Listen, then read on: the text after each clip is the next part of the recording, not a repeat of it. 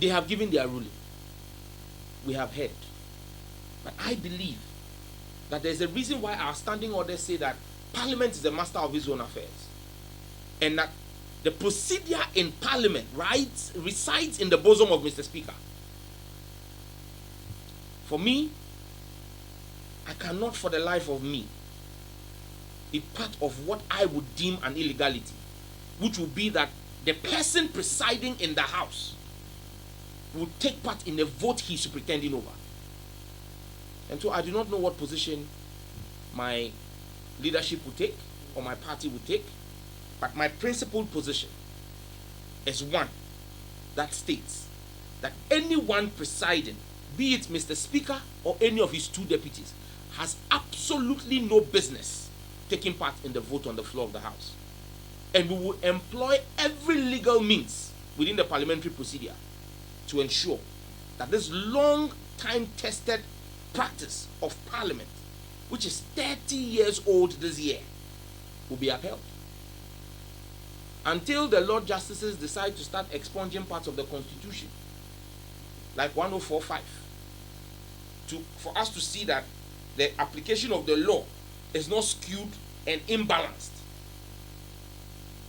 I do not see why anyone who has a conflict of interest should be allowed to vote. Because 1045 says you have a conflict, do not vote. Why did the Lord Justices go silent on the standing orders of Parliament that say that a chairman of a committee does not have a vote? A chairman of a committee in Parliament does not have an original vote. So why are they not saying that that is also a deprivation of his constituents? I mean, we pray the Lord Justices. Their role is to bring clarity, and not rather lead us into confusion and obfuscate what the facts are. The law is clear. We have heard them. They've passed their ruling. But Parliament, we are masters of our own procedure. We will carry out what we believe is right on the floor of the chamber. I'm suggesting that I will protect the independence of Parliament from any interference by any other arm of government. We have stood up to the executive. We will stand up to any other arm that seeks to interfere. Or I will stand up to any other arm of government that seeks to interfere in the work of Parliament. And I can tell you that I am sure most of my colleagues are of like mind. Because this is a dangerous slope. Tomorrow, you would have someone go to court and then the Supreme Court may also rule and say that they are holding someone criminally liable for comments he made on the floor of the House. This is a Pandora's box we would not and should not open. The last time Joe Wise tried to move from his seat to cast a vote, I was polling agent for the NDC. You remember what happened? My position hasn't changed. You resisted.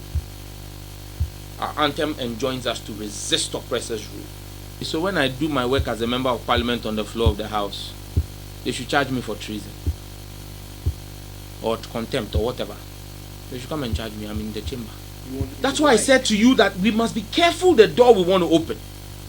So right now, when I carry out my business on the floor, you want to subject me, acting in lawful capacity as a member of Parliament, not outside Parliament, on the floor of the House? You want to subject my actions to the whims and caprices of the judiciary? Let's be careful where we are going in this country. All because of an e-levy.